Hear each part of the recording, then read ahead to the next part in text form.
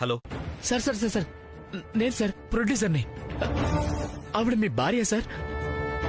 ఇప్పుడే టీవీ చూస్తే తెలిసింది సార్. ఎక్కడున్నావురా నువ్వు? ఈరోజు చచ్చావు నా చేతిలో. వీడియో రిలీజ్ చేయొద్దని రాత్రి అంత గట్టిగా చెప్పినా రిలీజ్ చేస్తావా?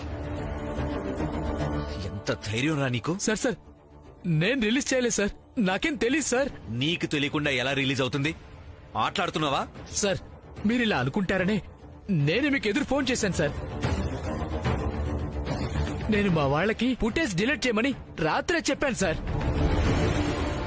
కానీ ఎవరు ఎందుకు రిలీజ్ చేశారో తెలియదు సార్. సార్ నా పిల్లల మీద ఒట్టు సార్.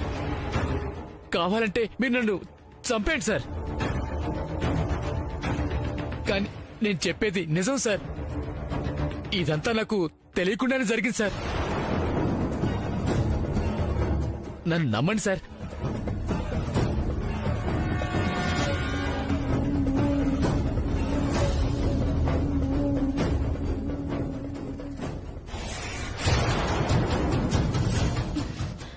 అమ్మయ్యా, తప్పించుకున్నాను.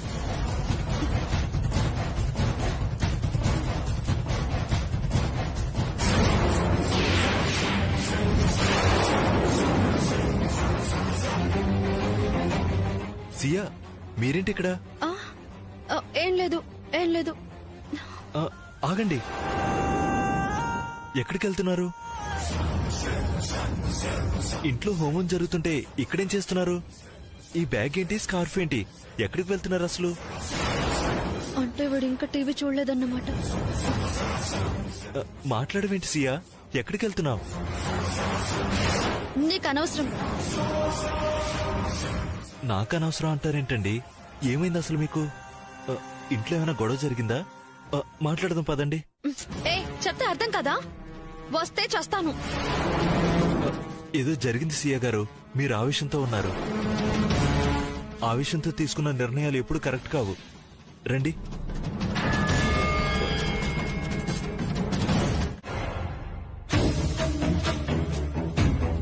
న్యూస్ ఛానల్లో పాటలేంటి?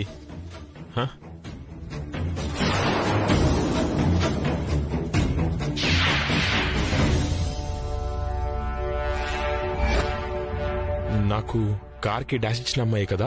తన మొదటి పాటతోనే లక్షలాది మంది అభిమానుల్ని సంపాదించుకున్న సియా రాజకుటుంబానికి చెందిన ప్రముఖ వ్యాపారవేత్త దశరథ రామయ్య గారి కోడలని తెలుస్తోంది.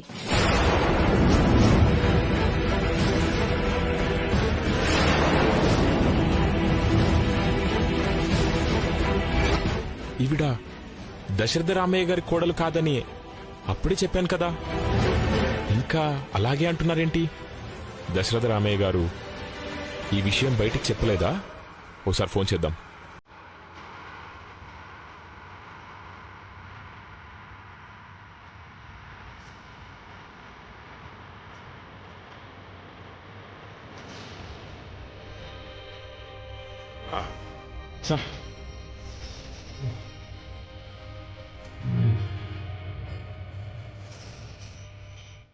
విడుదలైన మొదటి రోజే ఈ వీడియో నెట్లో లక్షల్లో వ్యూస్ సొంతం చేసుకుంది. కాకపోతే సియా ఈ ఆల్బంలో నటించడం వాళ్ళ ఇంట్లో వాళ్ళకి ఇష్టం లేదని తెలుస్తోంది. ఇంటి పెద్ద దశరథ రామయ్య కొంతకాలంగా కోమాలో ఉండడం వల్ల మిగతా కుటుంబ సభ్యులు ఎలాంటి నిర్ణయం తీసుకుంటారో తెలియడం లేదు.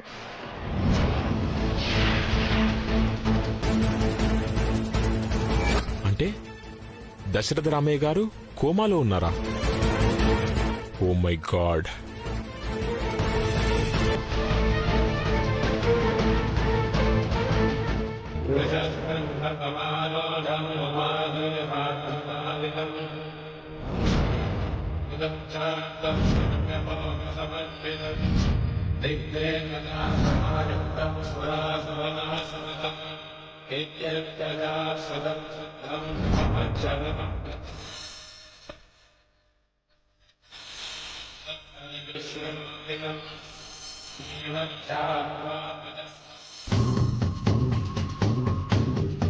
ఎవ్వరూ ఏం మాట్లాడరేంటి? సియా రాదని తేలిపోయింది. ఇప్పుడేంటి పరిస్థితి? హోమం తప్పకుండా జరగాలి అంటున్నారు కదా, ఎలా చేస్తారు?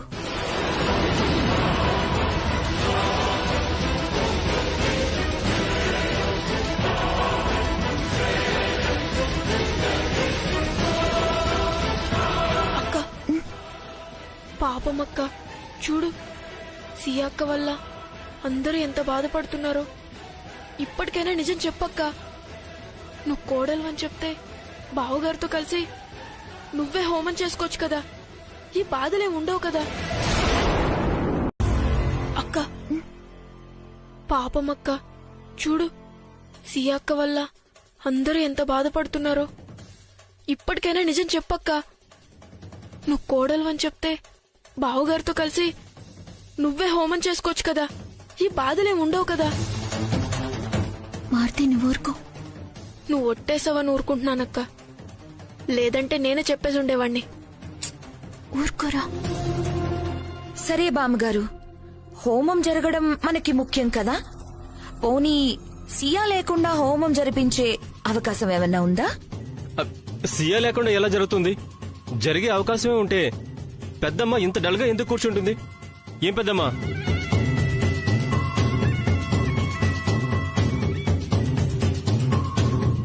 ఒకవేళ అవకాశం ఏమన్నా ఉందేమో గురువుగారిని అడిగి చూద్దాం. వెళ్ళి అడగండి.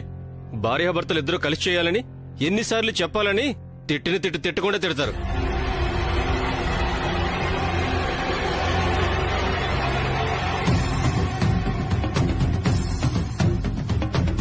నా కూతురు వల్ల ఈ కుటుంబానికి ఎందుకిన్ని బాధలు, ఎందుకిన్ని మాటలు పడాలి? అసలు పెళ్లి జరిగింది సియాకి కాదు, వైదేహికి అని చెప్పేస్తే సమస్య తీరిపోతుంది కదా.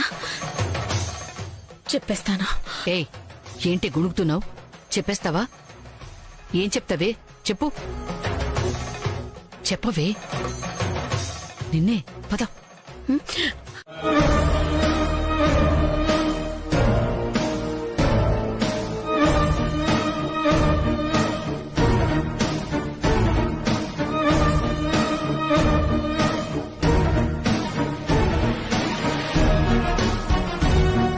ఏంటి మళ్ళీ అందరూ సైలెంట్ అయిపోయారు? ఏం చేయాలనుకుంటున్నారో తొందరగా తేల్చండి. ఏంటి తేల్చేది? ఉన్న పరిస్థితుల్లో ఏం చేయాలో తోచక అందరూ ఆలోచిస్తుంటే మధ్యలో నీ గోలేంటి?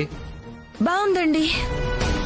ఏమీ పట్టించుకోకపోతే దీనికి పొగరు, ఏది పట్టించుకోదు అంటారు. పట్టించుకుంటే నీకెందుకు అంటారు.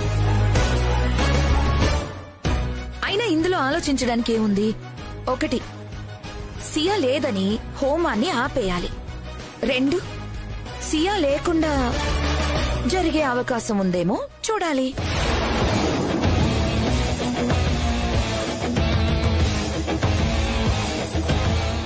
భార్య లేకుండా భర్త ఒక్కడే హోమం చేయకూడదు అంటే మళ్ళీ వేరే అవకాశం ఉందో లేదో చూడమంటావేంటోదినా? భార్య లేకుండా భర్త ఒక్కడే చెయ్యకూడదు, నిజమే. అసలు ఆ భార్యాభర్త ఇద్దరూ లేకుండా వేరెవరన్నా చేసే అవకాశం ఉందేమో. అంటే ఏంటి నీ ఉద్దేశం? దేవాంశ్ లేకుండా వేరే ఎవరో హోమం చేయాలనా? అంతే అత్తయ్యా. అంతకు మించి వేరే అవకాశం లేదు కదా. అది మాత్రం జరగదు. ఈ హోమం జరగాలి, దేవాంశ్ మాత్రమే చెయ్యాలి. మీరు చెప్పింది ఎలా ఉందో తెలుసా అత్తయ్య? పిండి లేదు గాని దోసలు వెయ్యాలి అన్నట్టుంది. పోనీ మీరే ముంబైకి వెళ్లి సియాని తీసుకురండి.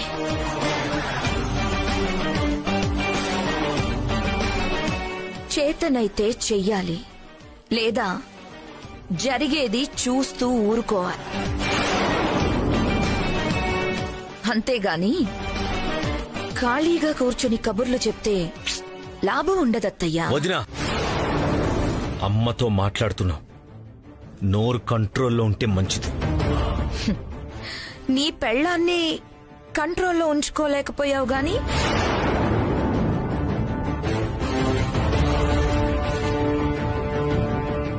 నా నోటి నేను కంట్రోల్లో పెడతావు చెప్పు. ఊర్మిళా,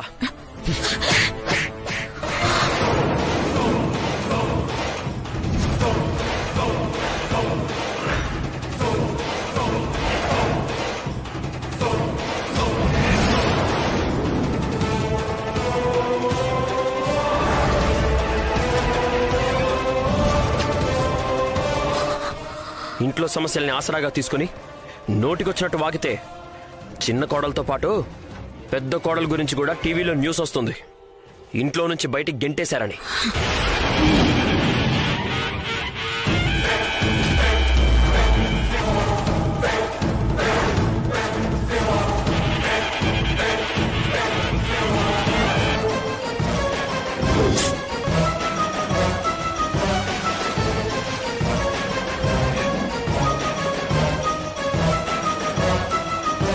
పాపమక్క, బావని చూడు, ఎన్ని మాటలు పడాల్సి వస్తుందో. ఆ బాధ చూడలేకపోతున్నా. నిజం చెప్పే అక్క. సియాని పెళ్లి చేసుకుని వైదేహితో అలా ఉండడం ఆయన తప్పు. అసలు సియాకి ఎంత అన్యాయం చెయ్యాలని వైదేహికి ఎలా అనిపించింది? అన్యాయం జరిగింది వైదేహి అక్కకి, సియా అక్క కాదు. మీరు తెలియకుండా మాట్లాడుతున్నారు. మారుతి, అవునమ్మా, అక్కకు అన్యాయం జరిగితే జరిగింది, కానీ అక్క గురించి తప్పుగా మాత్రం అనుకోవద్దు.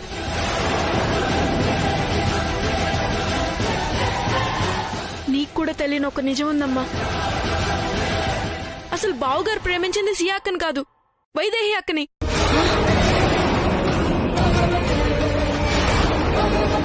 కానీ ఒక్క చిన్న పొరపాటు వల్ల సియా అక్కనే ప్రేమించాడని పెళ్లికి ఏర్పాట్లు చేశారు.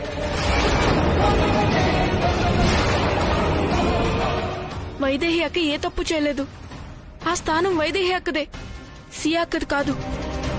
పాపం వైదేహి అక్క బావగారు వాళ్ళ ప్రేమను చంపుకుని దూరం కాలేక దగ్గర కాలేక ఎంత బాధపడుతున్నారో మీకు తెలీదు.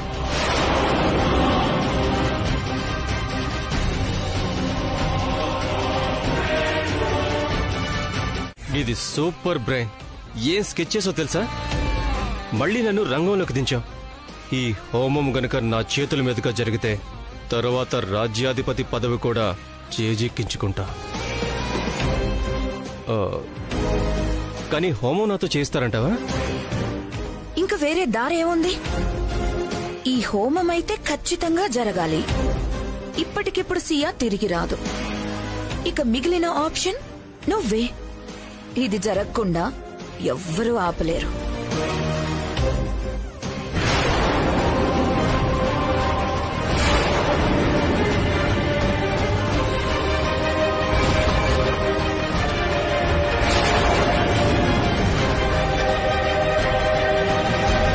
ఈయనకి ట్రాన్స్ఫర్ అయి వెళ్ళిపోయాడన్నావు కదా, మళ్ళీ వస్తున్నాడేంటి? అసలు మ్యాటర్ లేందే రాడే.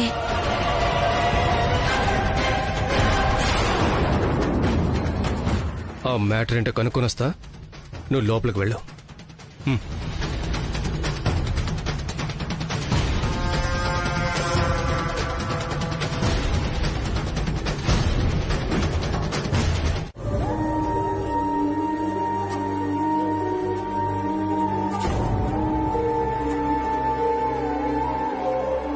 భగవంతుడు ఇలాంటి పరీక్ష పెట్టాడేంటి? ఇప్పుడేం చెయ్యాలి?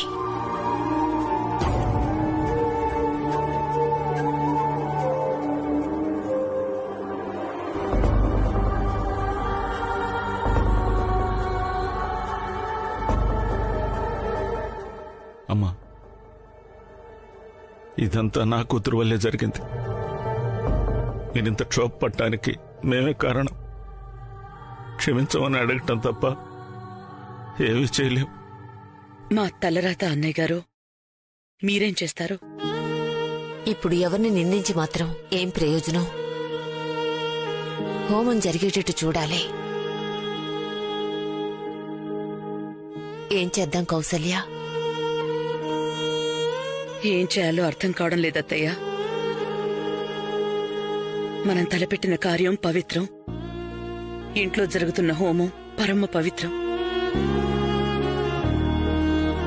అయినా ఎందుకు ఈ పరిస్థితి కలిగిందో అర్థం కావడం లేదు.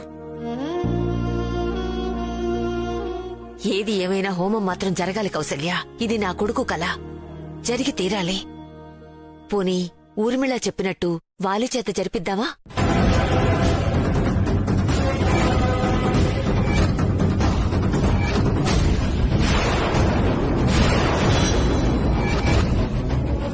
అమ్మా పొరపాటును కూడా ఆలోచన రానివద్దమ్మా. వాడికి అర్హత లేదమ్మా. వాడి బుద్ధి మంచిది కాదు. ఇంతకన్నా నా కొడుకు గురించి నేను ఎక్కువగా చెప్పుకోలేను. అర్థం చేసుకోండి.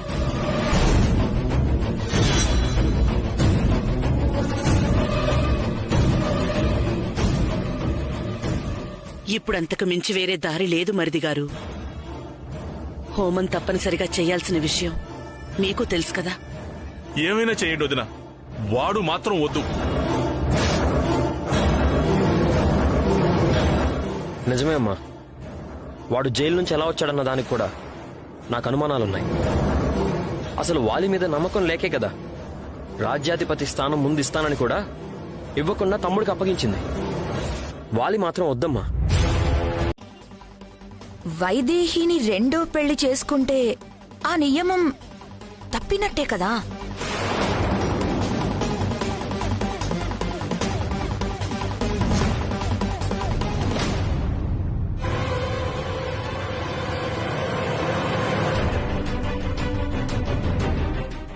ఒకవేళ రాజ్యాధిపతి పదవే అక్కర్లేదు, పెళ్ళైతే చాలు అనుకుంటే నేనేం చెప్పలేను. కానీ మళ్ళీ పెళ్లి చేసుకుంటే రాజ్యాధిపతి పదవి కోల్పోయిన వాడవుతాడు.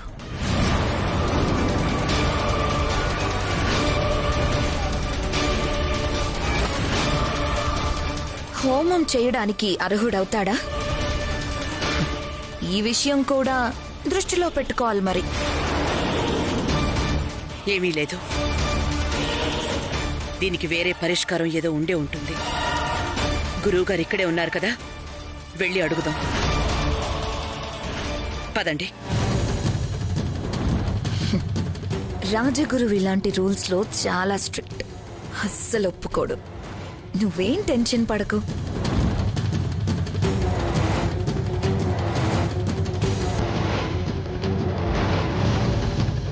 గురువుగారు, ఒక ధర్మ సందేహం.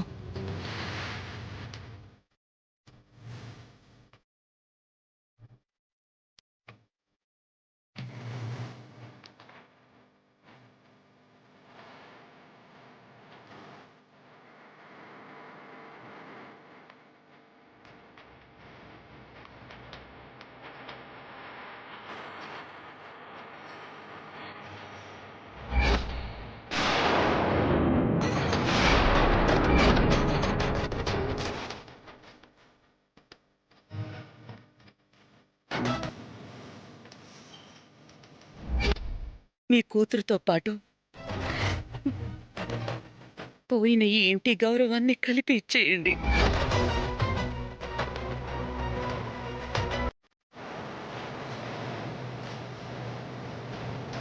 ఇప్పుడు నా బిడ్డ మళ్ళీ పెళ్లి చేసుకోవచ్చా? చేసుకుంటే రాజాధిపతికి అర్హుడు కాడా? ఈ హోమం జరగకూడదా?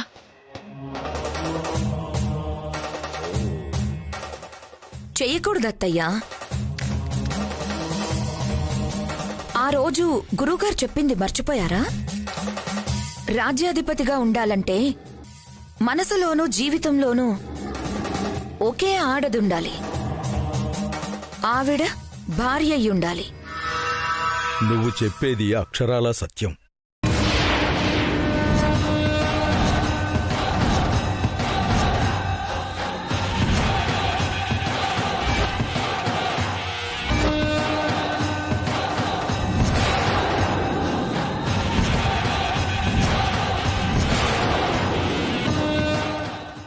కానీ ప్రతి సమస్యకి ఒక పరిష్కారం ఉంటుంది. ఆ పరిష్కారం సాధకారం అయిందో కాదో ఆ భగవంతుణ్ణే అడుగుదాం.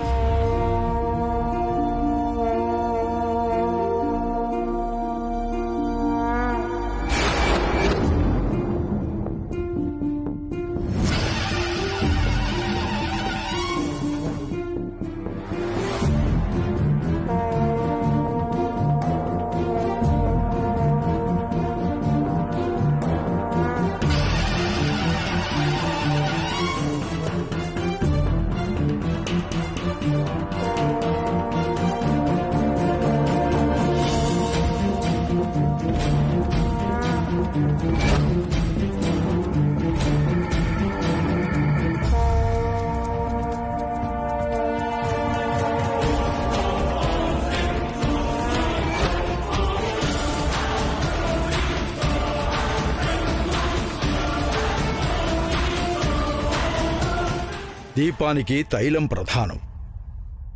తైలానికి ఈ దీపపు కుందు ఆధారం.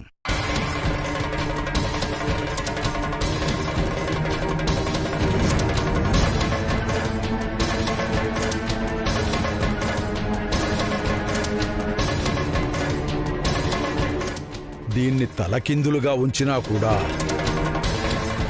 ఒక్క బొట్టు తైలం కూడా కింద పడకుండా దీపం అలాగే వెలిగితే ఈ పెళ్లికి భగవంతుడి అనుమతి దక్కినట్టే.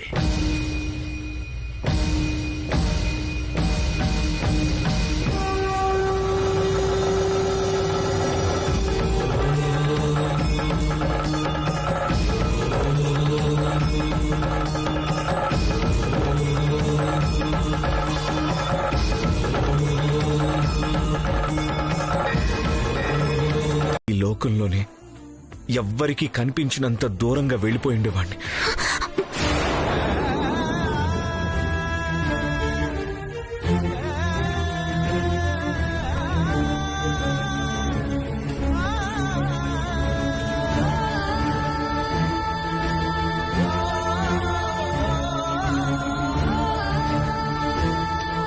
నాకిష్టం లేదేమో అనుకుని మీరనుకున్నారు.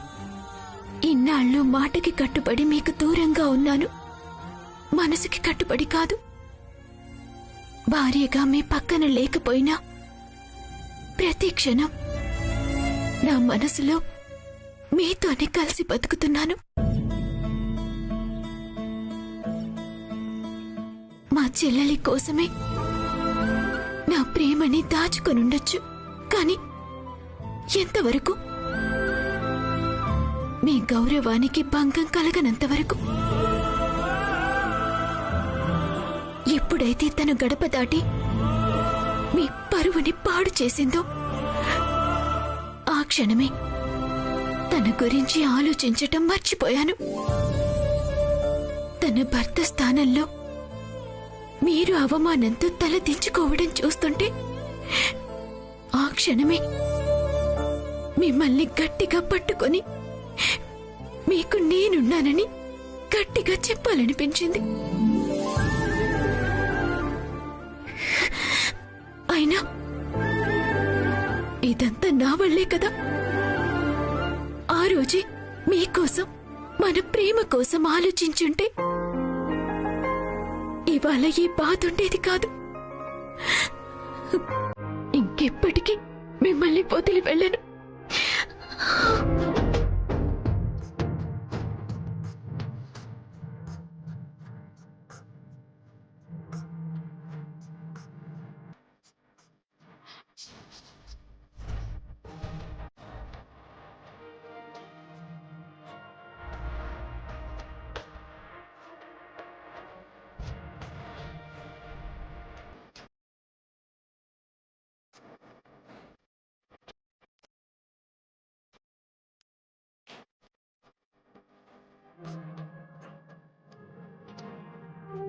మిమ్మల్ని ఎంత బాధ పెట్టాను, ఎంతలా ఏడిపించాను.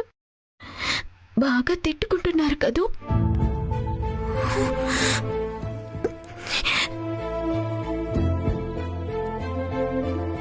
నిన్న తిట్టుకోవడమా? మబ్బుల చాటు నుంచి చందమామ రాలేదని చందమామని ఎవరైనా తిడతారా? అలాగే మన ప్రేమకి అడ్డుగా ఉన్న పరిస్థితులు నాకు తెలుసు వైదేహి. అందుకే మన ప్రేమని నమ్ముకున్నాను. అదే మనల్ని ఈరోజు కలిపింది. ఇక మనకి ఏ అడ్డు లేదు.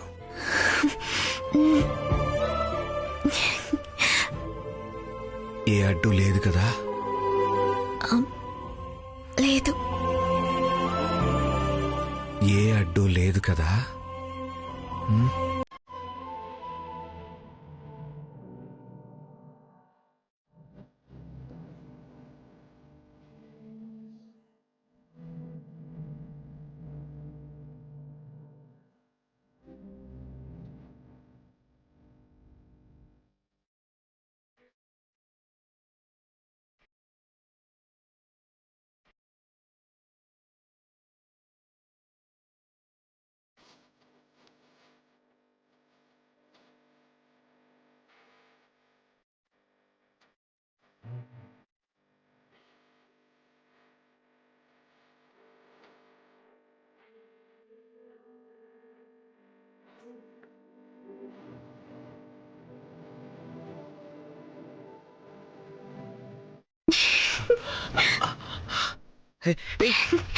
వైద్య ఓయ్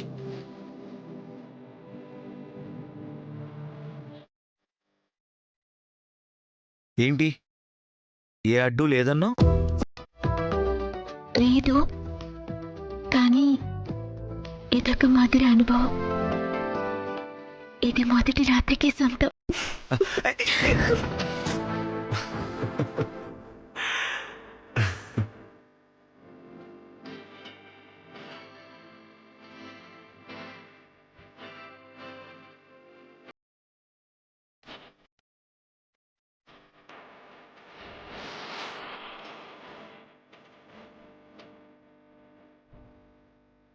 నన్ను అలా పిలవకు.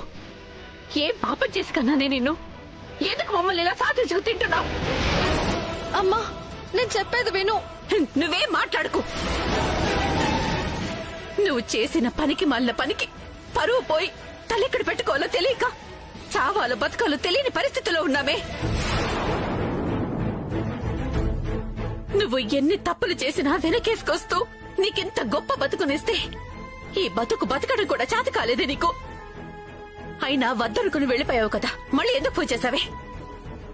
ఎక్కడ ఏ చావు చేస్తావో చావు. ముందు ఫోన్ పెట్టేయ్.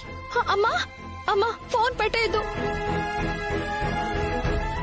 ఏం జరిగిందో, ఎందుకు ఇలా చేశాను ఒక్కసారి కలిసి మాట్లాడతానమ్మా. వద్దు, నువ్వు ఎవరిని కలవద్దు, అసలు ఇక్కడికి రానే వద్దు.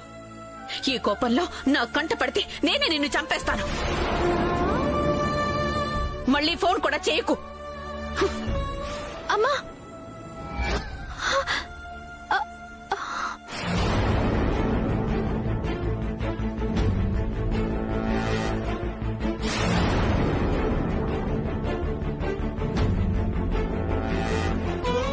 Mobile you're calling has been switched off. Please try later.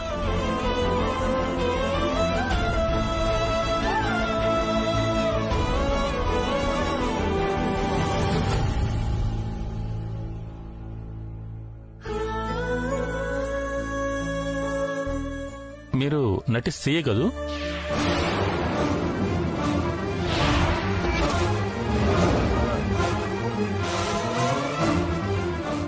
Hello అమ్మాయి, డబ్బులు డబ్బులు అమ్మాయి.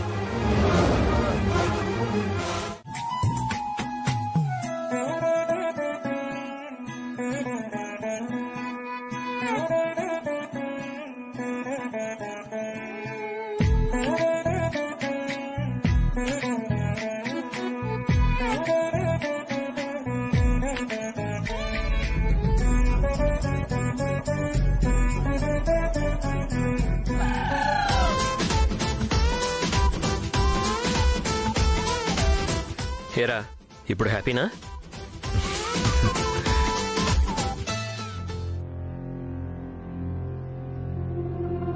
హ్యాపీ అని మెల్లగా అడుగుతారేంటి బాబు?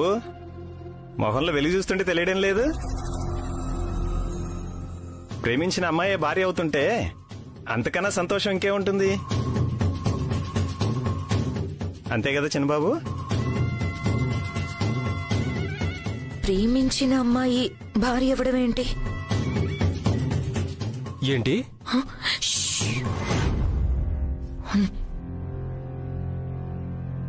నువ్వు వైదేహిని ప్రేమించి సియాని పెళ్లి చేసుకున్నావు అని తెలిసాక చాలా బాధేసింది.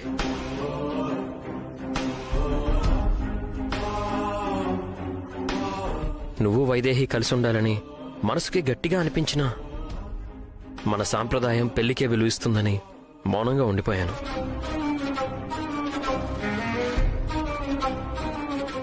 ఏంటి? దేవాంశ్ వైదేహిని ప్రేమించాడా? మాట్లాడుకో, విను. నాకు మాత్రం నమ్మకం ఉంది పెద్దబాబు గారు. రాములవారు సీతమ్మను కలవకుండా ఆపడం ఎవరి తరం చెప్పండి? నాకు మాత్రం ఇంకా కలగానే ఉందిరా. వైదేహి నేను ఒకటవుతున్నందుకు సంతోషంగా ఉంది. కాని ఇది వేరేలా జరుగుంటే బావుండేది.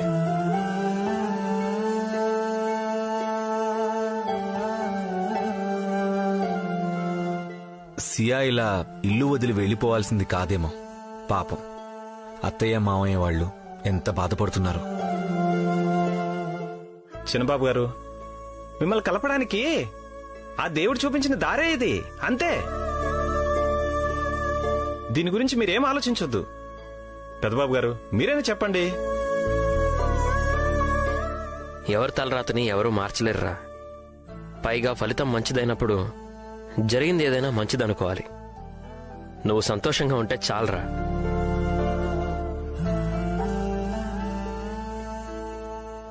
మనకి తెలియకుండా ఇంట్లో చాలానే జరుగుతున్నాయి. ఎవ్వరికీ తెలియకుండా మనం చేయాల్సింది చేయట్లేదు.